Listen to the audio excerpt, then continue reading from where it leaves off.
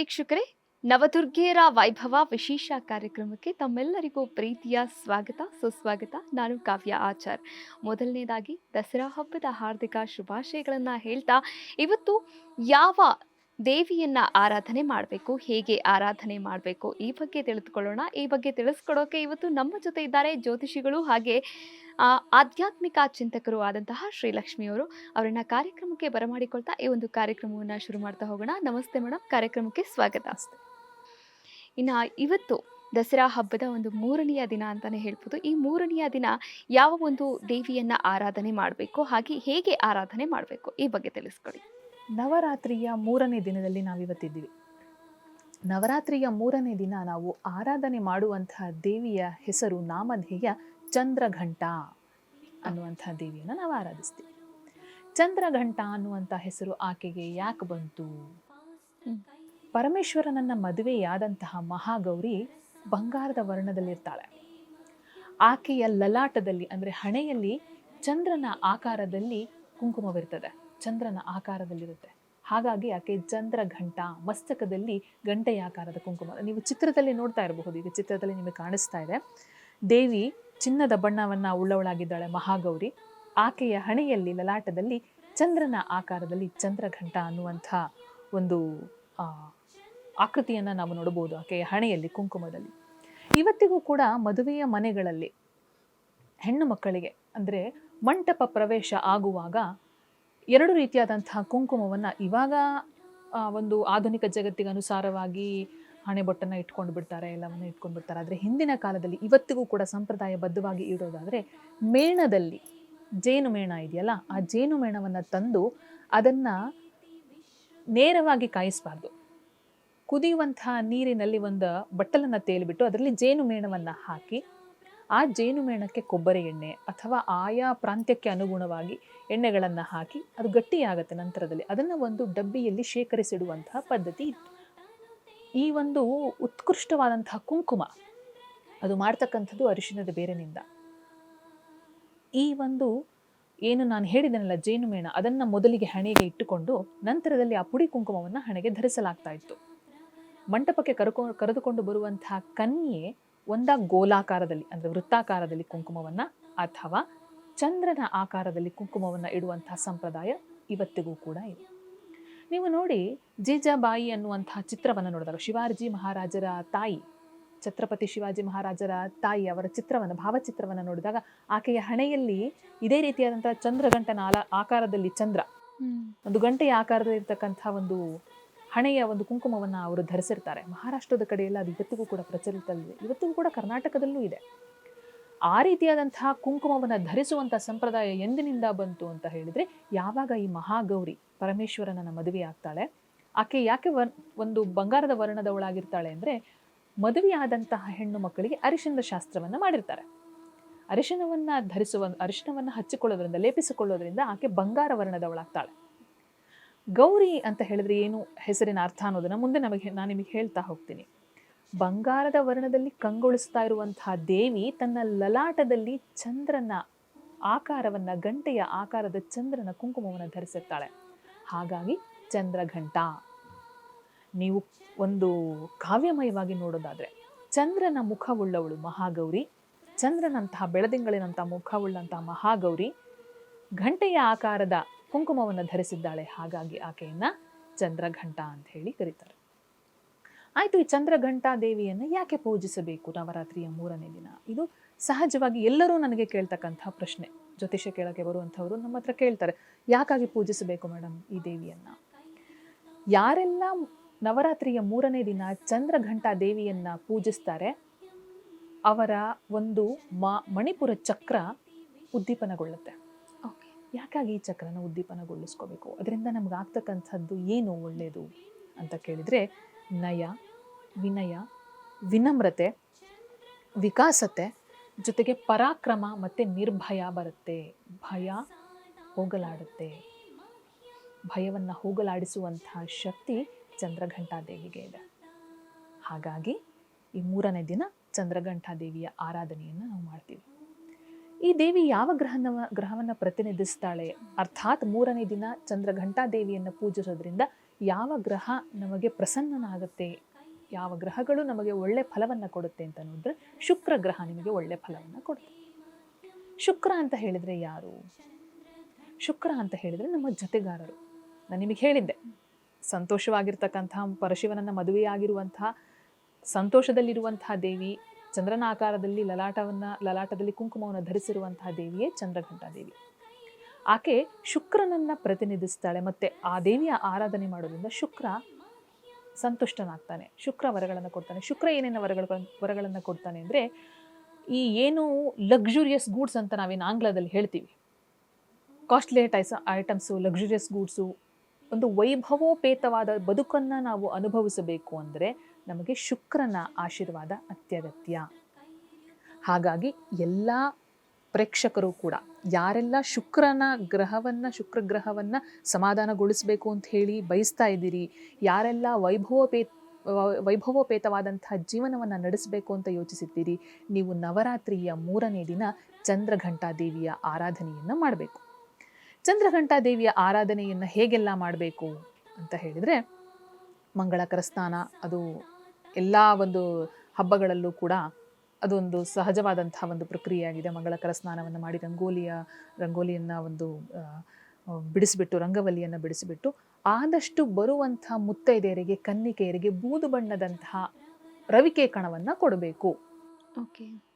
ಯಾಕಂದರೆ ಅವತ್ತಿನ ದಿನ ಬೂದು ಬಣ್ಣವನ್ನು ಪ್ರತಿನಿಧಿಸುತ್ತೆ. ಇನ್ನೂ ಒಂದು ಹೇಳ್ತೀನಿ, ಕರ್ನಾಟಕದಲ್ಲಿ ಈ 9 ನವರಾತ್ರಿಯ 9 ದಿನಗಳನ್ನು 3 ಭಾಗಗಳಾಗಿ ವಿಂಗಡಿಸಲಾಗಿದೆ. ಮೊದಲನೇ 3 ದಿನವನ್ನು, ಇಲ್ಲಿ ಆಚರಣೆಯ ಪ್ರಕಾರ ಮೊದಲನೇ 3 ದಿನವನ್ನು ಮಹಾಕಾಳಿ, ಆ ಶಕ್ತಿ ದೇವತೆಯನ್ನು ಮಹಾಕಾಳಿ ರೂಪದಲ್ಲಿ ಪೂಜೆ ಮಾಡ್ತಾರೆ. ನಂತರದ 3 ದಿನಗಳನ್ನು ಏನೇನು ಅನ್ನೋದನ್ನು ನಾವು ನೋಡೋಣ. ಯಾಕಂದರೆ ನಾವು ಈಗ 3ನೇ ದಿನದಲ್ಲಿರೋದ್ರಿಂದ ಮೊದಲನೇ ದಿನ, 2ನೇ ದಿನ ಮತ್ತು 3ನೇ ದಿನವನ್ನು ಮಹಾಕಾಳಿ ಸ್ವರೂಪವಾದಂತಹ ದೇವಿ ಅಂತ ಹೇಳಿ ಆರಾಧನೆ ಮಾಡ್ತಾರೆ. ಇನ್ನು ಅದರಲ್ಲಿ ಸ್ಪೆಸಿಫಿಕ್ ಆಗಿರ್ತಕ್ಕಂಥ ದೇವಿ ಚಂದ್ರಘಂಟಾ ದೇವಿ. ಆಕೆ ಆರಾಧನೆಯಿಂದ ಶುಕ್ರ ಸಂತುಷ್ಟನಾಗ್ತಾನೆ, ಬೂದು ಬಣ್ಣವನ್ನು ಆಕೆ ಪ್ರತಿನಿಧಿಸ್ತಾಳೆ. ನವಶಕ್ತಿ ಪೀಠಗಳಲ್ಲಿ ನಾವೀಗಾಗಲೇ 2 ನವಶಕ್ತಿ ಪೀಠಗಳ ಬಗ್ಗೆ ಮಾತನಾಡಿದ್ವಿ, ಮೊದಲನೇ ದಿನ, 2ನೇ ದಿನ. ಈಗ 3ನೇ ದಿನಕ್ಕೆ ಬರೋದಾದರೆ, ನಿಮಗೆಲ್ಲ ಗೊತ್ತಿರೋ ಹಾಗೆ ಮೈಸೂರಿನ ಚಾಮುಂಡೇಶ್ವರಿ ಮಹಾರಾಜರು ಪೂಜಿಸುವಂತಹ ದೇವಿ ಅವಳು, ಶಕ್ತಿಯ ದೇವತೆ ಆಕೆ. ಚಂಡಮುಂಡರನ್ನ, ಮಹಿಷಾಸುರನನ್ನು ಮರ್ದಿಸಿದಂತಹ ದೇವಿ ಚಾಮುಂಡಿಯಾಗಿ ನಿಲ್ತಾಳೆ. ಅಂತಹ ದೇವಿಯ ಆರಾಧನೆಯಿಂದ ನಿರ್ಭಯವಾಗಿರಬಹುದು, ಧೈರ್ಯವಾಗಿರಬಹುದು ಅನ್ನೋದನ್ನು ನಾವೀಗ ನೋಡಬಹುದು.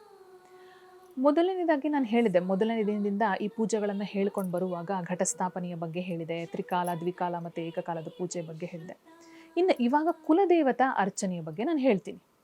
ಯಾವುದೇ ಒಂದು ಪೂಜೆ ಮಾಡುವಾಗೂ ಕೂಡ ಕುಲದೇವರನ್ನ ಬಿಡುವಂತಿಲ್ಲ. ಈಗ ಯಾರಿಗೆ ನಮಸ್ಕಾರ ಮಾಡಿದರೂ ಕೂಡ ನಿಮ್ಮ ತಂದೆ ತಾಯಿಗಳಿಗೆ ನಮಸ್ಕಾರ ಮಾಡಲಿಲ್ಲ ಅಂದರೆ ಹೇಗೆ ಅದು ಪೂರ್ಣವಾಗೋದಿಲ್ಲವೋ, ಹಾಗೆ ಕುಲದೇವರನ್ನ ಬಿಟ್ಟು ಬೇರೆ ದೇವರನ್ನ ಪೂಜಿಸಿದರೆ ಅದು ಪೂರ್ಣ ಆಗೋದಿಲ್ಲ.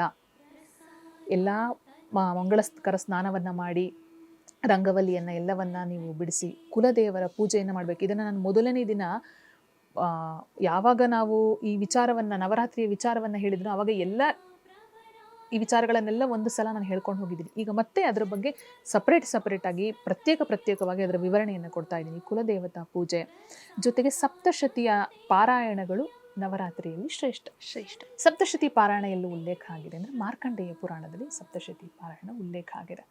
ಅದರಲ್ಲೂ ಕೂಡ ಹೇಳ್ತಾರೆ, 1 ಸಲ ಹೇಳಿದರೆ ಆರೋಗ್ಯ ವೃದ್ಧಿ, 2 ಸಲ ಹೇಳಿದರೆ ಶತ್ರುನಾಶ, 3 ಸಲ ಹೇಳಿದರೆ ಒಂದು ಏನೆಲ್ಲ ಒಂದು ಫಲಗಳು ಸಿಗುತ್ತೆ ನಮಗೆ ಅನ್ನುವಂಥದ್ದನ್ನು ಹೇಳ್ಕೊಂಡು ಹೋಗ್ತಾ ಸಹಸ್ರ ಮಾಡಿದರೆ ಮುಕ್ತಿ, ಹಾಗಂತೇಳಿ ಸಹಸ್ರ ಬಾರಿ ಒಂದೇ ಸಲ ಪಠಿಸೋಕೆ ಸಾಧ್ಯವಾ? ಇಲ್ಲ. ಅನವರತ ಈಗ 9 ನವರಾತ್ರಿಗಳಲ್ಲಿ ಸಪ್ತಶತಿ ಪಾರಾಯಣವನ್ನು ಮಾಡಿಸಿದ್ರೆ 9 ಮುಗಿಯುತ್ತೆ. 9 ಸಪ್ತಶತಿ ಪಾರಾಯಣ ಮಾಡಿಸಿದ್ರೆ ಫಲವೇನು? ಅಭಿವೃದ್ಧಿ, ಲಾಭ. ಕಾಮ್ಯ ರೀತಿಯಲ್ಲಿ ಪೂಜೆ ಮಾಡಬೇಕು. ನನಗೆ ಅಭಿವೃದ್ಧಿ ಬೇಕು ಅಂದಾಗ 9 ದಿನವೂ ಕೂಡ ಸಪ್ತಶತಿ ಪಾರಾಯಣವನ್ನು ಮಾಡಿಸಬೇಕು. ಇನ್ನೊಂದನ್ನು ಹೇಳ್ತೀನಿ, ಸಾಧಾರಣವಾಗಿ ವ್ರತ ಆರಂಭ ಮಾಡುವಾಗ ಒಂದು ಆಲೋಚನೆ ಇರುತ್ತೆ, ಅಶೌಚ ಬಂದರೆ ಏನು ಮಾಡಬೇಕು ಅನ್ನುವಂಥದ್ದು ಒಂದು ಯೋಚನೆ. ಈಗ ನವರಾತ್ರಿ ಆಯಿತು, ನವರಾತ್ರಿ ವ್ರತ ಪ್ರಾರಂಭಿಸಿ ಆಗಿದೆ, ಅಶೌಚ ಬಂದುಬಿಟ್ಟಿದೆ. ಆಗ ಅದನ್ನು ಅರ್ಧಕ್ಕೆ ನಿಲ್ಲಿಸಲಿಕ್ಕಿಲ್ಲ. ಯಾರಾದರೂ ಬ್ರಾಹ್ಮಣರನ್ನು ಕರೆದು ಆ ಪೂಜೆಯ ವಿಧಿವಿಧಾನಗಳನ್ನು ಮುಂದುವರಿಸಿಕೊಂಡು ಅದನ್ನು ನಂತರದಲ್ಲಿ ಯಾವೆಲ್ಲ ರೀತಿಯಲ್ಲಿ ಉದ್ಯಾಪನೆಯನ್ನು ಕಡೆ ದಿನ ಹೇಳಿದೆ ಆ ರೀತಿಯಾಗಿ ಉದ್ಯಾಪನೆಯನ್ನು ಮಾಡಬೇಕು ಅಂತ ಹೇಳುತ್ತೆ ಶಾಸ್ತ್ರ. ಇನ್ನು ಈ ದಿನ ಯಾವ ನೈವೇದ್ಯ ಶ್ರೇಷ್ಠ?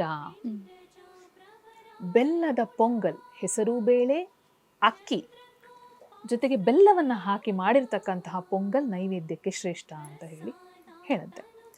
ಇನ್ನು ನಾವು ಶಂಕರಾಚಾರ್ಯರು ರಚಿಸಿರ್ತಕ್ಕಂಥ ಒಂದು ಶ್ಲೋಕದ ಅರ್ಥವನ್ನು ನಿಮಗೆ ಹೇಳ್ಬಿಡ್ತೀನಿ. 3ನೇ ದಿನ ಆಗಿರೋದ್ರಿಂದ ಮಹಾಲಕ್ಷ್ಮಿ ಅಷ್ಟಕದ 3ನೇ ಒಂದು ಇದನ್ನು ಹೇಳ್ಬಿಡ್ತೀನಿ. ಸರ್ವಜ್ಞೆ ಸರ್ವವರದೆ ಸರ್ವದುಷ್ಟ ಭಯಂಕರಿ ಸರ್ವ ದುಃಖ ಹರೇ ದೇವಿ ಮಹಾಲಕ್ಷ್ಮಿ ನಮೋಸ್ತುತೆ ಅಂತ ಹೇಳಿ ಶಂಕರಾಚಾರ್ಯರು ಹೇಳ್ತಾರೆ. ಸರ್ವಜ್ಞೆ, ಎಲ್ಲವನ್ನು ತಿಳಿದವಳು. ಸರ್ವವರದೆ, ಎಲ್ಲವನ್ನ ಕೊಡ್ತಕ್ಕಂಥವಳು. ಸರ್ವಜ್ಞೆ ಸರ್ವವರದೆ ಸರ್ವ ದುಷ್ಟ ಭಯಂಕರಿ. ನಾನು ನಿಮಗೆ ಹೇಳಿದೆ, ಚಂದ್ರಘಂಟಾ ದೇವಿ ಆರಾಧನೆ ಮಾಡೋದ್ರಿಂದ ನಿರ್ಭಯವಾಗಿರಬಹುದು ನಾವು. ಸರ್ವಜ್ಞೆ ಸರ್ವವರದೆ ಸರ್ವ ದುಷ್ಟ ಭಯಂಕರಿ, ಸರ್ವ ದುಷ್ಟಕ್ಕೂ ಕೂಡ ಭಯಂಕರಳಾಗಿರ್ತಕ್ಕಂಥವಳು, ದುಷ್ಟರಿಗೆ ಅವರಿಗೆ ಭಯವನ್ನು ಹುಟ್ಟಿಸ್ತಕ್ಕಂಥವಳು.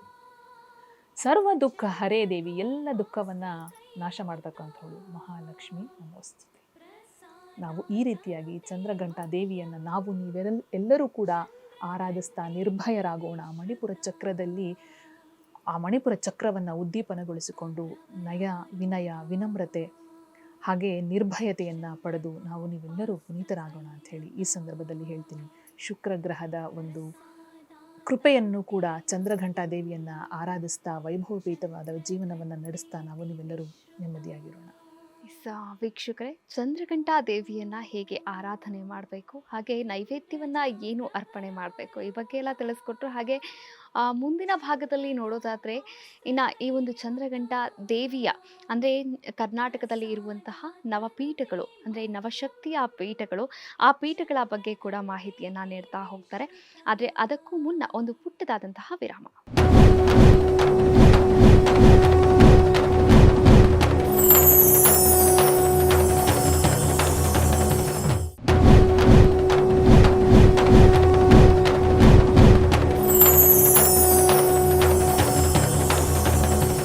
ವೀಕ್ಷಕರೇ, ಮತ್ತೊಮ್ಮೆ ತಮಗೆಲ್ಲರಿಗೂ ನವದುರ್ಗೆಯರ ವೈಭವ ವಿಶೇಷ ಕಾರ್ಯಕ್ರಮಕ್ಕೆ ಸ್ವಾಗತ. ಇನ್ನು ಆವಾಗಲೇ ಮಾತನಾಡ್ತಾ ಇದ್ವಿ ಚಂದ್ರಘಂಟಾ ದೇವಿಯನ್ನು ಹೇಗೆ ಆರಾಧನೆ ಮಾಡಬೇಕು ಅಂತ. ಅದರಲ್ಲೂ ನವಶಕ್ತಿ ಪೀಠಗಳು ಏನಿದೆ, ಆ ಒಂದು ಪೀಠದಲ್ಲಿ ಇವತ್ತು 3ನೆಯ ದಿನ ಯಾವ ಪೀಠದಲ್ಲಿ ಯಾವ ಒಂದು ದೇವಿಯನ್ನು ಪೂಜೆಯನ್ನು ಮಾಡ್ತಾ ಇರುವಂಥದ್ದು, ಈ ಬಗ್ಗೆ ಮೇಡಮ್ ತಿಳಿಸ್ಕೊಡ್ತಾ ಹೋಗ್ತಾರೆ. ಮೇಡಮ್, ಇನ್ನು ಚಂದ್ರಘಂಟಾ ದೇವಿಯ ಒಂದು ಪೀಠ ಅನ್ನೋದಾದರೆ ಯಾವ ಒಂದು ಪೀಠದಲ್ಲಿ ಒಂದು ವಿಶೇಷವಾಗಿ ಪೂಜೆಯನ್ನು ಮಾಡಲಾಗುತ್ತೆ? ಈ 9 ದಿನ ನವರಾತ್ರಿಗಳಲ್ಲಿ ಕರ್ನಾಟಕದಲ್ಲಿರ್ತಕ್ಕಂಥ ನವಶಕ್ತಿ ಪೀಠಗಳ ಬಗ್ಗೆ ನಾನು ನಿಮಗೆ ಹೇಳ್ತಾ ಇದ್ದೆ. ಈಗ ಚಂದ್ರಘಂಟಾ ದೇವಿಯ ಬಗ್ಗೆ ನಾನು ನಿಮಗೆ ಹೇಳಿದೆ, ಬಣ್ಣದ ಬಗ್ಗೆ ಹೇಳಿದೆ, ಆಕೆಗೆ ಮಾಡುವಂತಹ ನೈವೇದ್ಯದ ಬಗ್ಗೆ ಹೇಳಿದೆ, ಯಾವ ಗ್ರಹ ಸಂತುಷ್ಟವಾಗುತ್ತೆ, ಅದರಿಂದ ನಾವು ಪಡಿತಕ್ಕಂತಹ ಲಾಭಗಳೇನು, ಜೊತೆಗೆ ಯಾವ ಚಕ್ರ ಉದ್ದೀಪನಗೊಳ್ಳುತ್ತೆ, ಈ ಎಲ್ಲ ವಿಚಾರಗಳ ನಾನು ಹೇಳಿದೆ. ಮುಖ್ಯವಾಗಿ ಚಂದ್ರಘಂಟಾ ಅಂದರೆ ಯಾರು, ಆಕೆಗೆ ಆ ಹೆಸರು ಯಾಕೆ ಬಂತು ಅಂತ. ಈಗ ನಾವು ತಿಳ್ಕೊಳ್ಳೋದಕ್ಕೆ ಹೊರಟಿರ್ತಕ್ಕಂತಹ ಪೀಠ ನಿಮಗೆಲ್ಲರಿಗೂ ಚಿರಪರಿಚಿತವಾಗಿರುವಂತಹ ಮೈಸೂರಿನಲ್ಲಿರುವಂತಹ ಚಾಮುಂಡೇಶ್ವರಿ ದೇವಿಯ ಪೀಠದ ಬಗ್ಗೆ. ನಿಮಗೆಲ್ಲ ಗೊತ್ತು, ಮೈಸೂರಿನ ಚಾಮುಂಡಿ ಬೆಟ್ಟಕ್ಕೆ ಹೋದ್ರೆ ಅಲ್ಲಿ ಮಹಿಷಾಸುರನ ಒಂದು ಪುತ್ಥಳಿಯನ್ನ ನೀವು ನೋಡ್ತೀರಿ, ಒಂದು ಚಿತ್ರವನ್ನ, ಒಂದು ಆಕೃತಿಯನ್ನ ನೀವು ನೋಡ್ತೀರಿ. ಮಹಿಷಾಸುರ ಅನ್ನುವಂತಹ ಒಬ್ಬ ರಾಕ್ಷಸನಿದ್ದ. ದಿನದಿಂದ ದಿನಕ್ಕೆ ಆತನ ಉಪಟಳ ಹೆಚ್ಚಿಗೆ ಆಗ್ತಾ ಹೋಯಿತು. ನಾನು ನಿಮಗೆ ಒಂದು ಸಲ ಹೇಳಿದೆ, ಒಂದು ಎಪಿಸೋಡಲ್ಲಿ ಹೇಳಿದ್ದೆ, ಯಾಕೆ ಶಕ್ತಿಗೆ ಇಷ್ಟು ಮಹತ್ವ. ಯಾವಾಗ ಬ್ರಹ್ಮ ವಿಷ್ಣು ಮಹೇಶ್ವರರು ರಾಕ್ಷಸನನ್ನ ಸಂಹರಿಸೋದಕ್ಕೆ ಸಾಧ್ಯವಾಗೋದಿಲ್ಲ, ಕಷ್ಟವಾಗುತ್ತೆ, ಆ ಸಂದರ್ಭದಲ್ಲಿ ದೇವಿ ಬರ್ತಾಳೆ ಅಂತ ಹೇಳಿ ಒಂದು ಚಿಕ್ಕ ಒಂದು ಉದಾಹರಣೆ ಮುಖಾಂತರ ನಾನು ನಿಮಗೆ ಹೇಳ್ತೀನಿ. ಮೊದಲನೇದಾಗಿ ಪೀಠದ ಬಗ್ಗೆ ವಿವರಣೆಯನ್ನು ಕೊಟ್ಟು ಬಿಡ್ತೀನಿ. 12ನೇ ಶತಮಾನದಲ್ಲಿ ಹೊಯ್ಸಳರು ಈ ಒಂದು ದೇವಸ್ಥಾನವನ್ನ ಕಟ್ಟಿಸಿದ್ರು ಅನ್ನುವಂಥ ಮಾಹಿತಿಗಳು ನಮಗೆ ಸಿಗತ್ತೆ ಸರಿಸುಮಾರು. ತದನಂತರದಲ್ಲಿ 17ನೇ ಶತಮಾನದಲ್ಲಿ ವಿಜಯನಗರದ ದೊರೆಗಳು ಆ ದೇವಸ್ಥಾನವನ್ನ ಮತ್ತೆ ಜೀರ್ಣೋದ್ಧಾರವನ್ನ ಮಾಡಿದ್ರು, ಪುನರ್ ನಿರ್ಮಿಸಿದ್ರು ಅಂತ ಹೇಳಿ ನಮಗೆ ಇತಿಹಾಸದಲ್ಲಿ ಉಲ್ಲೇಖಗಳು ಸಿಗುತ್ತೆ ಸರಿಸುಮಾರು 17ನೇ ಶತಮಾನದಲ್ಲಿ. ಮಹಿಷಾಸುರ ಅನ್ನುವಂಥ ಒಬ್ಬ ರಾಕ್ಷಸನಿದ್ದ. ಅವನು ಎಲ್ಲರನ್ನೂ ಕೂಡ ಪೀಡಿಸ್ತಾ ಇದ್ದ. ಅವನ ಉಪಟಳ ಹೆಚ್ಚಿಗೆ ಆಗ್ತಾ ಹೋಯ್ತು. ಈ ರಾಕ್ಷಸರು ಒಂದು ಕೆಲಸವನ್ನ ಮಾಡ್ತಾರೆ. ಅವತ್ತು ಕೂಡ ರಾಕ್ಷಸರಿದ್ರು, ಇವತ್ತು ಇದ್ದಾರೆ, ಬಟ್ ನಮಗೆ ಗೊತ್ತಾಗೋದಿಲ್ಲ. ಅಂದಿನ ರಾಕ್ಷಸರು ಅವರಿಗೆ ತಪಸ್ಸೇ ಬಲ. ಅವರು ತಪಸ್ಸನ್ನ ಮಾಡುವಂಥದ್ದು ಮುಖ್ಯವಾಗಿ ಈಶ್ವರನನ್ನ ಕುರಿತು, ಬ್ರಹ್ಮನನ್ನ ಕುರಿತು ತಪಸ್ಸನ್ನ ಮಾಡ್ತಿದ್ರು. ಯಾಕೆಂದ್ರೆ ವಿಷ್ಣು ಮಹಾನ್ ಬುದ್ಧಿವಂತ, ಅವನು ಸ್ಥಿತಿಕರ್ತ. ಅವನು ಒಂದು ವರವನ್ನ ಕೊಡುವಾಗ ಬಹಳ ಸಲ ಯೋಚಿಸ್ತಿದ್ದ. ಶಂಕರ ಹಾಗಲ್ಲ. ಹಾಗಾಗಿ ಅವನಿಗೆ ಬೋಳೆ ಶಂಕರ ಅಂತ ಹೇಳಿ ಕರೀತಾರೆ. ಸಾಧು, ಭಕ್ತರ ಅನುರಾಗಿ ಅವನು. ಭಕ್ತರು ಏನು ಕೇಳಿದ್ರು, ರಾವಣ ಕೇಳಿದಾಗ ಆತ್ಮಲಿಂಗವನ್ನೇ ಕೊಟ್ಟಂಥವನು. ಹಾಗಾಗಿ ರಾಕ್ಷಸರೆಲ್ಲ ಏನ್ ಮಾಡ್ತಿದ್ರು, ಈಶ್ವರನನ್ನ ಆರಾಧನೆ ಮಾಡ್ಕೊಂಡು ವರವನ್ನ ಪಡ್ಕೊಂಡು ಬಿಡೋರು. ನನಗೆ ಸಾವೇ ಬರಬಾರದು, ಅಥವಾ ನನಗೆ ಒಂದು ವಿಲಕ್ಷಣವಾದಂತಹ ವರಗಳನ್ನ ಕೇಳಿಬಿಡುವಂಥದ್ದು. ನರಸಿಂಹನ ನೀವು ಕಥೆಯನ್ನು ನೋಡಿದ್ದೀರಾ. ಮನೆ ಒಳಗೂ ಸಾಯಬಾರ್ದು, ಹೊರಗೂ ಸಾಯಬಾರ್ದು, ಭೂಮಿಯ ಮೇಲೂ ಸಾಯಬಾರ್ದು, ಭೂಮಿಯ ಕೆಳಗೂ ಸಾಯಬಾರ್ದು, ಅಸ್ತ್ರದಿಂದ ಸಾಯಬಾರ್ದು, ಶಸ್ತ್ರದಿಂದ ಸಾಯಬಾರ್ದು ಅನ್ನುವಂಥ ವರವನ್ನ ಹಿರಣ್ಯ ಕಶಿಪು ಕೇಳ್ಕೊಂಡ್ಬಿಡ್ತಾನೆ ನರಸಿಂಹನ ಒಂದು ಅವತಾರದಲ್ಲಿ. ಆ ನರಸಿಂಹನ ಅವತಾರದಲ್ಲಿ ಹಿರಣ್ಯಕಶಿಪು ಕೇಳ್ಕೊಂಡಿರ್ತಕ್ಕಂಥ ವರವನ್ನ ಹೇಗೆ ನರಸಿಂಹ ಇದ್ ಮಾಡ್ತಾನೆ, ಮನುಷ್ಯನು ನನ್ನನ್ನು ಸಾಯಿಸಬಾರ್ದು, ನನ್ನನ್ನು ಹತನನ್ನಾಗಿ ಮಾಡಬಾರ್ದು, ಮನುಷ್ಯನು ನನ್ನನ್ನು ಮರ್ದಿಸಬಾರ್ದು, ಸಂಹಾರ ಮಾಡಬಾರ್ದು, ಪ್ರಾಣಿಗಳು ನನ್ನನ್ನು ಸಂಹಾರ ಮಾಡಬಾರ್ದು ಅಂತ ಹೇಳಿ ಕೇಳ್ಕೊಂಡ್ಬಿಡ್ತಾನೆ. ಅವಾಗ ಯಾವ ರೀತಿಯಾಗಿ ವಿಷ್ಣು ಅದನ್ನು ಪರಿಹರಿಸ್ತಾನೆ. ಹಾಗಾಗಿ ಯಾವುದೇ ಸಂಕಟ ಬಂದರೂ ಸಾಧಾರಣವಾಗಿ ವಿಷ್ಣು ಹತ್ರ ಹೋಗ್ತಾ ಇರ್ತಾರೆ. ಈ ರಾಕ್ಷಸರು ಈಶ್ವರನನ್ನ ಮತ್ತೆ ಬ್ರಹ್ಮನನ್ನ ಕುರಿತು ತಪಸ್ಸು ಮಾಡಿ ವರವನ್ನ ಪಡ್ಕೊಂಡ್ಬಿಡೋದು. ಇದೇ ರೀತಿ ಮಹಿಷಾಸುರ ಕೂಡ ವರವನ್ನ ಪಡ್ಕೊಂಡ್ಬಿಟ್ಟಿರ್ತಾನೆ. ಇಂದ್ರಲೋಕನ ಹೋಗಿ ತನ್ನದಾಗಿಸ್ಕೋಬೇಕು ಅನ್ನೋದು ಎಲ್ಲ ರಾಕ್ಷಸರ ಒಂದು ಆಸೆ. ಅವರು ವರವನ್ನ ಪಡ್ಕೊಳ್ಳೋದೇ ಅದು. ವರವನ್ನ ಪಡ್ಕೊಂಡು ಭೂಲೋಕವನ್ನು ಗೆದ್ದ ನಂತರ ದೇವತೆಗಳನ್ನ ಅವರು ಬಂಧಿಸ್ಬಿಟ್ಟು ದೇವಲೋಕ, ಅಮರಾವತಿ ಏನಿದೆ ಒಂದು ಸ್ವರ್ಗೋಲೋಕ, ಅದಕ್ಕೆ ಹೋಗಿ ಅಲ್ಲಿ ಹೋಗಿ ತಮ್ಮ ಪ್ರಾಬಲ್ಯವನ್ನು ಮರಿಬೇಕು ಅಂತ ಇಂದ್ರನನ್ನ ಸೋಲಿಸ್ಬಿಡ್ತಾನೆ. ಇಂದ್ರನನ್ನು ಕೂಡ ಕಪಿಮುಷ್ಟಿಯಲ್ಲಿ ಇಟ್ಕೊಂಡ್ಬಿಡ್ತಾನೆ. ಯಾರು? ಈ ಮಹಿಷಾಸುರ. ಈಗ ಯೋಚನೆ ಮಾಡ್ತಾರೆ, ವರವನ್ನ ಪಡೆದಾಗಿದೆ, ಏನ್ ಮಾಡೋದು? ಈಗ ಎಲ್ಲಾ ತ್ರಿಮೂರ್ತಿಗಳು ಸೇರಿ ದೇವಿಯನ್ನ ಸೃಷ್ಟಿ ಮಾಡ್ತಾರೆ. ದೇವಿಯಲ್ಲಿ ಮೊರೆ ಹೋಗ್ತಾರೆ. ತಾಯಿ ದೇವಿ, ಈಗ ಮಹಿಷಾಸುರನನ್ನ ನೀನೇ ಮರ್ದಿಸ್ಬೇಕು. ದೇವಿ ಕೇಳ್ತಾಳೆ, ಆಯ್ತು ಮರ್ದಿಸೋಣ, ಅವನ ಸಂಹಾರವನ್ನ ಮಾಡೋಣ ಅಂದಾಗ ಒಬ್ಬೊಬ್ಬ ದೇವತೆಗಳು ಕೂಡ ಒಂದೊಂದು ಆಯುಧವನ್ನ, ಒಂದೊಂದು ಶಕ್ತಿಯನ್ನ ಕೊಡ್ತಾರೆ. ಪರಮೇಶ್ವರ ತ್ರಿಶೂಲವನ್ನ ಕೊಡ್ತಾನೆ, ವಿಷ್ಣು ತನ್ನ ಚಕ್ರವನ್ನ ಕೊಡ್ತಾನೆ, ಇಂದ್ರ ವಜ್ರಾಯುಧ ಅಂತ ಹೇಳಿದ್ರೆ ದದೀಚಿಯ ಬೆನ್ನುಮೂಳೆ, ದದೀಚಿ ಮಹರ್ಷಿಯ ಬೆನ್ನುಮೂಳೆ, ಆ ವಜ್ರಾಯುಧವನ್ನ ಕೊಡ್ತಾನೆ. ಇದನ್ನ ಇಟ್ಟುಕೊಂಡು ಹೊರಟಂತಹ ಚಾಮುಂಡಿ ತಾಯಿ ಉಗ್ರರೂಪಳಾಗಿ, ರೌದ್ರ ರೂಪಿಣಿಯಾಗಿ ಬಂದು ಮಹಿಷಾಸುರನನ್ನ ಮರ್ದಿಸ್ತಾಳೆ. ಮಹಿಷಾಸುರನನ್ನ ಮರ್ದಿಸಿದಾಗ ನೀವು ನೋಡಿ, ತಂದೆಗೆ ಕೋಪ ಬಂದ್ರೆ ನೀವು ಒಂದು ಪಕ್ಷ ತಡ್ಕೋಬಹುದು. ತಾಯಿ ಅಡ್ಡ ಬಂದು ತಂದೆಯನ್ನ ತಡಿತಾಳೆ.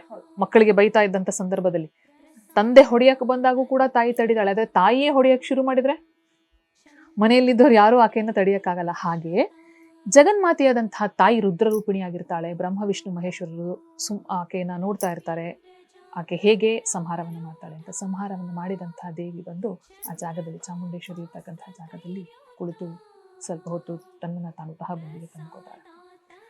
ಮೈಸೂರಿಗೆ ನೀವು ಹೋಗಿ ದೇವಿಯನ್ನ ಪ್ರಾರ್ಥನೆ ಮಾಡಿ ಬಂದ್ರೆ ಸಕಲ ಒಂದು ದುಷ್ಟತ್ವವು ಕೂಡ ನಿವಾರಣೆಯಾಗತ್ತೆ. ನಿಮಗೆ ಯಾರಾದರೂ ದುಷ್ಟರು ನಿಮಗೆ ತೊಂದರೆ ಕೊಡಬೇಕು ಅಂತಿದ್ರೆ ನೀವು ದೇವಿಯ ದರ್ಶನ ಮಾಡೋದ್ರಿಂದ ಅವರಲ್ಲಿ ಇರ್ತಕ್ಕಂಥ ದುಷ್ಟತ್ವದ ಭಾವನೆ ಹೊರಟು ಹೋಗುತ್ತೆ. ಯಾರಾದ್ರೂ ಶತ್ರುಗಳು ನಿಮಗೆ ತೊಂದರೆ ಕೊಡಬೇಕು ಅಂತಿದ್ರೆ ಆ ಶತ್ರುತ್ವದ ಭಾವನೆ ಅವರಲ್ಲಿ ಹೊರಟು ಹೋಗ್ಬಿಡತ್ತೆ ನೀವು ಚಾಮುಂಡಿ ದೇವಿಯ ದರ್ಶನ ಮಾಡೋದ್ರಿಂದ. ಜೊತೆಗೆ ನೀವು ನಿರ್ಭಯರಾಗ್ತೀರಿ. ಯಾವುದರಿಂದ ಕೂಡ ನೀವು ಹೆದರುವ ಅವಶ್ಯಕತೆ ಇಲ್ಲ. ನವರಾತ್ರಿಯ 3ನೇ ದಿನ ಚಂದ್ರಘಂಟಾ ದೇವಿಯ ಆರಾಧನೆಯನ್ನ ಮಾಡ್ತಾ, ಶುಕ್ರ ಗ್ರಹದಿಂದ ನಾವು ಒಂದು ಕೃಪೆಯನ್ನ ಪಡಿತಾ ಆಕೆಯ ಆರಾಧನೆಯ ಮುಖಾಂತರ ಆದಷ್ಟು ನಮಗೆ ರಜೆಗಳು ಸಿಕ್ಕಾಗ, ನಮಗೆ ಬಿಡುವು ಸಿಕ್ಕಾಗ ಈ ನವಶಕ್ತಿ ಪೀಠಗಳನ್ನು ನಾವು ದರ್ಶನ ಮಾಡಿ, ಚಾಮುಂಡೇಶ್ವರಿ ದೇವಿಯ ದರ್ಶನ ಮಾಡಿ, ನಮ್ಮಲ್ಲಿ ಇರುವಂತಹ ಒಂದು ಭಯವನ್ನ ಹೋಗಲಾಡಿಸಿಕೊಂಡು ನಿರ್ಭಯವಾಗಿರೋಣ ಅಂತ ಹೇಳಿ ಈ ಸಂದರ್ಭದಲ್ಲಿ ನಾನು ಹೇಳ್ತೇನೆ. ಎಲ್ಲ ಪ್ರೇಕ್ಷಕರು ಕೂಡ ಇಂದು ಚಂದ್ರಘಂಟಾ ದೇವಿಯ ಆರಾಧನೆಯನ್ನ ಮಾಡಿ, ಬೆಲ್ಲದ ಪೊಂಗಲ್ನ ನೈವೇದ್ಯವನ್ನ ದೇವಿಗೆ ಕೊಟ್ಟು, ಸುಮಂಗಲಿ ಸುವಾಸಿನಿಯರ ಆರಾಧನೆಯನ್ನ ಮಾಡಿ, ಜೊತೆಗೆ ಸಪ್ತಶತಿ ಪಾರಾಯಣವನ್ನ ಸಾಧ್ಯವಾದರೆ ಮಾಡಿಸಿ, ಅದರ ಜೊತೆಗೆ ಕುಲದೇವರ ಆರಾಧನೆಯನ್ನ ಮಾಡ್ತಾ ನಾವು ನೀವೆಲ್ಲರೂ ಕೂಡ ಪುನೀತರಾಗೋಣ ಈ ಸಂದರ್ಭದಲ್ಲಿ. ವೀಕ್ಷಕರೇ, ಇನ್ನು ಮಣಿಪುರ ಚಕ್ರದ ಬಗ್ಗೆ ಕೂಡ ಮೇಡಮ್ ತಿಳಿಸ್ಕೊಡ್ತಾರೆ. ಇನ್ನು ಮಣಿಪುರ ಚಕ್ರ ಅದೆಷ್ಟು ವಿಶೇಷ ಈ ಬಗ್ಗೆ ಹೇಳೋದಾದ್ರೆ ಮೇಡಮ್? ಒಬ್ಬ ವ್ಯಕ್ತಿ ನಿರ್ಭಯನಾಗಿರಬೇಕು ಅಂತ ಹೇಳಿದ್ರೆ, ಯಾವಾಗ ಒಬ್ಬ ವ್ಯಕ್ತಿ ನಿರ್ಭಯನಾಗಿರ್ತಾನೆ ಆ ಸಂದರ್ಭದಲ್ಲಿ ಮಾತ್ರ ಅವನ ಬುದ್ಧಿ ಸಮಸ್ಥಿತಿಯಲ್ಲಿ ಇರೋದಕ್ಕೆ ಸಾಧ್ಯ. ನಮ್ಮ ಮಣಿಪುರ ಚಕ್ರ ಉದ್ದೀಪನಗೊಂಡಾಗ ನಿರ್ಭಯರಾಗಿರ್ತೀವಿ. ನೀವು ಸಾಕಷ್ಟು ಆಧ್ಯಾತ್ಮಿಕ ಚಿಂತಕರ ಅವರ ಒಂದು ಜೀವನ ಚರಿತ್ರೆಯನ್ನ ನೋಡ್ತಾ ಹೋದ್ರೆ, ಎಷ್ಟೋ ಜನ ಇದೇ ರೀತಿಯಾಗಿ ಒಂದು ಊರಿನಿಂದ ಇನ್ನೊಂದು ಊರಿಗೆ ಹೋಗುವಂತಹ ಸಂದರ್ಭದಲ್ಲಿ, ಒಬ್ರು ಆಧ್ಯಾತ್ಮಿಕ ಸಾಧಕರೊಬ್ರು ಒಂದು ಊರಿನಿಂದ ಇನ್ನೊಂದು ಊರಿಗೆ ಹೋಗುವಂತ ಸಂದರ್ಭದಲ್ಲಿ ಮಳೆ ಬರುತ್ತೆ. ಉತ್ತರ ಭಾರತದಲ್ಲಿರುವಂತಹ ಒಬ್ಬರು ಆಧ್ಯಾತ್ಮಿಕ ಸಾಧಕರು, ಅವರು ಆ ಮಳೆಯಿಂದ ತಮ್ಮನ್ನು ತಾವು ರಕ್ಷಣೆ ಮಾಡ್ಕೋಬೇಕು ಅಂತ ಹೇಳಿ ಒಂದು ಗುಹೆಯನ್ನ ಹೊಕ್ಕಿಬಿಡ್ತಾರೆ, ಅಂದ್ರೆ ಗುಹೆ ಒಳಗಡೆ ಹೋಗಿಬಿಡ್ತಾರೆ. ಆ ಗುಹೆ ಒಳಗಡೆ ಹೋಗಿರುವಂತಹ ಸಂದರ್ಭದಲ್ಲಿ ಅಲ್ಲಿ ಹುಲಿಯ ಮರಿಗಳಿರುತ್ತೆ. ಇವರು ಹುಲಿ ಮರಿ ಇದೆಯಲ್ಲ ಅಂತ ಹೇಳ್ತಾರೆ, ಸ್ವಲ್ಪ ಹೊತ್ತು ಅಲ್ಲೇ ವಿಶ್ರಮಿಸ್ತಾರೆ. ಹೊರಗಡೆ ಬರುವಂತಹ ಸಂದರ್ಭದಲ್ಲಿ ತಾಯಿ ಹುಲಿ ಬಂದುಬಿಡುತ್ತೆ. ನೀವು ಒಂದನ್ನು ಗಮನಿಸಬಹುದು, ಈ ಪ್ರಾಣಿಗಳಲ್ಲಿ ಒಂದು ವಿಶೇಷತೆ ಏನು ಅಂದ್ರೆ, ಮರಿಗಳು ಇದ್ದಂತಹ ಸಂದರ್ಭದಲ್ಲಿ ಆ ಮರಿಗಳನ್ನ ಹೊಂದಿರುವಂತಹ ಮರಿಗಳ ಜೊತೆ ಇರುವಂತಹ ತಾಯಿ ತುಂಬಾ ಕೋಪದಲ್ಲಿರುತ್ತೆ. ಯಾಕಂದ್ರೆ ಅದಕ್ಕೆ ಒಂದು ಭಯ ಇರುತ್ತೆ, ಯಾರು ಬಂದು ತನ್ನ ಮರಿಗಳಿಗೆ ಏನಾದ್ರು ತೊಂದರೆಯನ್ನ ಮಾಡಿಬಿಡ್ತಾರೋ ಅಂತ ಹೇಳ್ಬಿಟ್ಟು ಅದು ಆಕ್ರಮಣಕ್ಕೆ ಕ್ಷಣ ಮಾತ್ರವೂ ಕೂಡ ಹಿಂಜರಿಯಲ್ಲ. ಮರಿಗಳಿದ್ದ ಸಂದರ್ಭದಲ್ಲಿ ಭಯ ಕಮ್ಮಿ ಇರುತ್ತೆ, ಯಾಕಂದ್ರೆ ಮರಿಗಳ ರಕ್ಷಣೆ ಆ ತಾಯಿಯ ಹೊಣೆಯಾಗಿರುತ್ತೆ. ಇಲ್ಲೂ ಕೂಡ ಶಕ್ತಿ ವರ್ಕ್ ಮಾಡ್ತಾ ಇದ್ದಾಳೆ. ನಾವ್ ಇದನ್ನ ಗಮನಿಸಬೇಕು. ತಾಯಿಯಾದವಳು ಯಾವ ರೀತಿಯಾಗಿ ತನ್ನ ಮಕ್ಕಳನ್ನ, ಪ್ರಾಣಿಗಳಲ್ಲೂ ಕೂಡ ತನ್ನ ಮರಿಯನ್ನ ರಕ್ಷಿಸ್ತಾಳೆ ಅಂತ ಹೇಳ್ಬಿಟ್ಟು. ಹುಲಿ ಬಂದು ಬಿಡತ್ತೆ ಗುಹೆಗೆ. ಆವಾಗ ಆ ಸಾಧು ಯೋಚಿಸ್ತಾರೆ, ಹುಲಿ ಬಂದುಬಿಟ್ಟಿದೆ, ಏನ್ ಮಾಡೋದು? ನಿಂತಾಗಿದೆ, ಯಾವ ಕ್ಷಣದಲ್ಲಿ ಬೇಕಾದ್ರೂ ಕೂಡ ಕ್ಷಣಾರ್ಧದಲ್ಲಿ ಅದು ಆಕ್ರಮಣ ಮಾಡಬಹುದು. ಆ ಸಂದರ್ಭದಲ್ಲಿ ಮಣಿಪುರ ಜಾಗೃತವಾಗಿರುವಂತಹ ಸಾಧಕರಾದ್ರೆ ಅವರು ಬುದ್ಧಿ ಸ್ಥಿಮಿತದಲ್ಲಿರುತ್ತೆ. ಅವರೇನ್ ಮಾಡ್ತಾರೆ? ಏನೂ ಮಾಡಲ್ಲ, ಆ ಹುಲಿಗೆ ಜಾಗವನ್ನ ಬಿಡ್ತಾರೆ. ಆ ಹುಲಿ ತನ್ನ ಪಾಡಿಗೆ ತಾನು ಹೋಗಿ ಫಸ್ಟ್ ಮರಿಗಳನ್ನ ನೋಡುತ್ತೆ. ಓ, ಮರಿಗಳೆಲ್ಲವೂ ಸುರಕ್ಷಿತವಾ ಅಂತ. ಮರಿಗಳೆಲ್ಲವೂ ಸುರಕ್ಷಿತ ಅಂದಾಗ ತನ್ನ ಪಾಡಿಗೆ ತಾನು ಮಲಗಿಕೊಂಡು ಮರಿಗಳಿಗೆ ಹಾಲು ಉಣಿಸುತ್ತೆ. ಈ ಸಾಧಕರು, ಈ ಯೋಗಿಗಳು ಆ ಗುಹೆಯಿಂದ ಆಚೆ ಬರ್ತಾರೆ. ಈ ಒಂದು ಉದಾಹರಣೆ ಯಾಕೆ ನಾನು ಹೇಳಿದೆ ಅಂದ್ರೆ, ಮಣಿಪುರ ಚಕ್ರ ಜಾಗೃತಗೊಂಡ್ರೆ ನೀವು ಯಾವುದೇ ಸಂದರ್ಭದಲ್ಲಿ, ಯುದ್ಧದ ಸಂದರ್ಭದಲ್ಲಿರಬಹುದು, ನೀವು ಅರಣ್ಯದಲ್ಲಿರಬಹುದು, ಶತ್ರುಗಳು ನಿಮ್ಮನ್ನ ಆಕ್ರಮಣ ಮಾಡಿರಬಹುದು, ಅಂತ ಸಂದರ್ಭದಲ್ಲೂ ಕೂಡ ನೀವು ನಿರ್ಭಯರಾಗಿ ಇರುತ್ತೀರಾ. ಈ ನಿರ್ಭಯತೆಯನ್ನು ಸಾಧಿಸುವುದಕ್ಕೆ ಮಣಿಪುರ ಚಕ್ರ ನಮಗೆ ಸಹಕಾರಿಯಾಗುತ್ತೆ. ಅದನ್ನು ನಾವು ಉದ್ದೀಪನಗೊಳಿಸ್ಕೋಬೇಕಾಗತ್ತೆ. ಹಾಗಿದ್ರೆ ಮಣಿಪುರ ಚಕ್ರ ಉದ್ದೀಪನಗೊಳಿಸ್ಕೊಳ್ಳೋದಕ್ಕೆ ನಮ್ಮ ಹಿರಿಯರು ತುಂಬಾ ಸುಲಭವಾದಂತಹ ಮಾರ್ಗವನ್ನ ಹೇಳ್ಕೊಟ್ಟಿದ್ರು. ಈ 9 ದಿನ ನವರಾತ್ರಿಗಳಲ್ಲಿ 3ನೇ ದಿನ ಚಂದ್ರಘಂಟಾ ದೇವಿಯ ಆರಾಧನೆಯನ್ನ ಮಾಡಿ ಮಣಿಪುರ ಚಕ್ರದಲ್ಲಿ ಇರುವಂತಹ ಒಂದು ಶಕ್ತಿಯನ್ನ ನಾವು ಉದ್ದೀಪನಗೊಳಿಸಿಕೊಂಡು ನಿರ್ಭಯರಾಗಬಹುದು. ಈಗ 3ನೇ ದಿನ ಏನೆಲ್ಲ ನಾವು ನೋಡಿದ್ವಿ ಅಂತ ನಾವು ಒಂದು ಸಲ ಅವಲೋಕಿಸೋದಾದ್ರೆ, ಚಂದ್ರಘಂಟಾ ದೇವಿ, ಆಕೆಯ ಹೆಸರು ಯಾಕೆ ಚಂದ್ರಘಂಟಾ ಅಂತ ಹೇಳಿ ಬಂತು, ಮಹಾಗೌರಿಯ ಹೆಸರು ಯಾಕೆ ಚಂದ್ರಘಂಟಾ ಆಯಿತು ಅನ್ನೋದನ್ನ ನಾವು ನೋಡಿದ್ವಿ.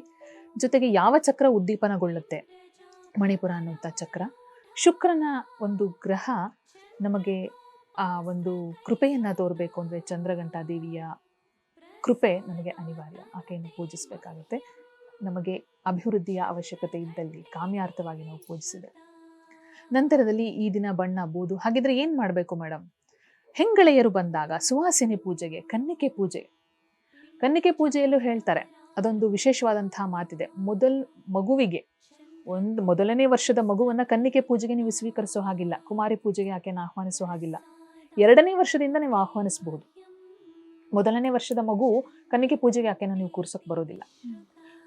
ಕನ್ನಿಕೆ ಪೂಜೆಗೆ ಬಂದಂತಹ ಹೆಣ್ಣು ಮಕ್ಕಳಿಗೆ ಆದಷ್ಟು ಬೂದು ಬಣ್ಣದಂತಹ ರವಿಕೆ ಕಣ ಅಥವಾ ಕುಪ್ಪಸದ ಕಣ ಅಂತ ಹೇಳ್ತೀವಿ ನಾವು. ಆಂಗ್ಲದಲ್ಲಿ ನೋಡಿದರೆ ಬ್ಲೌಸ್ ಪೀಸ್.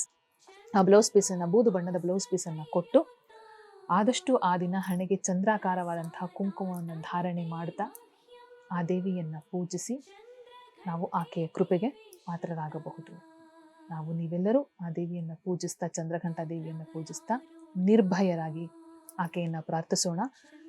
ಈ ಸಂದರ್ಭದಲ್ಲಿ ಯಾರೆಲ್ಲ ಚಂದ್ರಘಂಟಾ ದೇವಿಯ ಪೂಜೆಯನ್ನು ಮಾಡೋಕ್ಕಾಗೋದಿಲ್ಲ, ಅವರು ನಿಮಗೆ ಬಿಡುವು ಸಿಕ್ಕಾಗ ಚಾಮುಂಡಿ ತಾಯಿಯ ದರ್ಶನವನ್ನ ಮಾಡಿ ಆಕೆಯ ಕೃಪೆಗೆ ಪಾತ್ರರಾಗಿ, ಅಲ್ಲೂ ಅಷ್ಟೇ ಸಾಧ್ಯವಾದಷ್ಟು ನಡಿಗೆಗಳಲ್ಲಿ, ಈಗ ಸಾಧಾರಣ ಜನ ನಾವೀಗೆಲ್ಲರೂ ಕೂಡ ಐಷಾರಾಮಿ ಬದುಕಿಗೆ ಹೊಂದಾಣಿಕೆಯನ್ನು ಮಾಡ್ಕೊಂಡ್ಬಿಟ್ಟಿದ್ದೀವಿ. ನಡಿಬೇಕು, ಎಲ್ಲೋ ಒಂದಿಷ್ಟು ಜನ ಇದ್ದಾರೆ, ಸರದಿ ಸಾಲಿನಲ್ಲಿ ನಿಲ್ಲಬೇಕು ಅಂದರೆ ನಮಗೊಂಥರ ಬೇಜಾರಾಗುತ್ತೆ. ಅಯ್ಯೋ, ನಾವು ನಿಲ್ಬೇಕಾ, ಹೋಗ್ಬೇಕಾ ಅಂತ ಹೇಳ್ಬಿಟ್ಟು. ಆ ರೀತಿ ಹೋಗೋದ್ರಿಂದ ಸಂಚಿತ ಪಾಪಗಳು, ಪೂರ್ವ ಜನ್ಮದಿಂದ ಬಂದಂತಹ ಪಾಪಗಳೆಲ್ಲವೂ ಕೂಡ ನಾಶವಾಗುತ್ತೆ. ದೇವರನ್ನ ಸುಲಭವಾಗಿ ನೋಡಬಾರದು ಅಂತ ಹೇಳುತ್ತೆ. ನಿಮಗೆ ಗೊತ್ತಾ, ಇದು ಧರ್ಮ ಸೂಕ್ಷ್ಮ. ತಿಳಿದಂಥವರೆಲ್ಲರೂ ಕೂಡ ಸ್ವಲ್ಪ ದೂರ ಕಾಲ್ನಡಿಗೆಯಲ್ಲಿ ಹೋಗ್ತಾರೆ. ನೀವೆಲ್ಲರೂ ಚಾಮುಂಡಿ ದೇವಿಯ ದರ್ಶನವನ್ನ ಮಾಡ್ತಾ, ನಿಮಗೆ ಬಿಡುವಿನ ಸಮಯ ಸಿಕ್ಕಾಗ ನವರಾತ್ರಿಯಲ್ಲಿ ಚಂದ್ರಘಂಟಾ ದೇವಿಯನ್ನ ಆರಾಧಿಸ್ತಾ ನಿರ್ಭಯರಾಗೋಣ, ಎಲ್ಲದರಲ್ಲೂ ಕೂಡ ಜಯವನ್ನ ಗಳಿಸೋಣ ಅಂತ ಈ ಸಂದರ್ಭದಲ್ಲಿ ನಾನು ತಮ್ಮೆಲ್ಲರಿಗೂ ಕೂಡ ಹೇಳ್ತೀನಿ. ಎಲ್ಲರೂ ಕೂಡ ನವರಾತ್ರಿಯನ್ನು ವಿಜೃಂಭಣೆಯಿಂದ ಆಚರಿಸಿ ಆ ದೇವಿಯ ಕೃಪೆಗೆ, ಚಂದ್ರಘಂಟಾ ದೇವಿಯ ಕೃಪೆಗೆ ಪಾತ್ರರಾಗೋಣ. ಹೌದು ವೀಕ್ಷಕರೇ, ಚಂದ್ರಘಂಟಾ ದೇವಿಯ ಒಂದು ವಿಶೇಷತೆ ಹಾಗೆ ಹೇಗೆ ಆರಾಧನೆ ಮಾಡಬೇಕು, ಯಾವ ರೀತಿ ಆರಾಧನೆಯನ್ನು ಮಾಡಬೇಕು, ಹಾಗೆ ಯಾವ ಒಂದು ಪೀಠಕ್ಕೆ ನಾವು ಭೇಟಿಯನ್ನು ನೀಡಬೇಕು, ಪೂಜೆಯನ್ನು ಮಾಡಬೇಕು, ಹಾಗೆ ಪುನಸ್ಕಾರಗಳನ್ನು ಮಾಡಬೇಕು ಅಂತ ಮೇಡಮ್ ತುಂಬ ಚೆನ್ನಾಗಿ ತಿಳಿಸ್ಕೊಟ್ರಿ. ಧನ್ಯವಾದಗಳು ಮೇಡಮ್. ಧನ್ಯವಾದಗಳು. ವೀಕ್ಷಕರೇ, ಇದಾಗಿತ್ತು ಈ ದಿನದ ನವದುರ್ಗಿಯರ ವೈಭವ ವಿಶೇಷ ಕಾರ್ಯಕ್ರಮ. ಮುಂದಿನ ಸಂಚಿಕೆಯಲ್ಲಿ ನಾನು ನಿಮ್ಮನ್ನ ಭೇಟಿಯಾಗ್ತೀನಿ. ಅಲ್ಲಿವರೆಗೂ ನೀವು ನೋಡ್ತಾ ಇರಿ ಅಶ್ವವೇಗ ನ್ಯೂಸ್.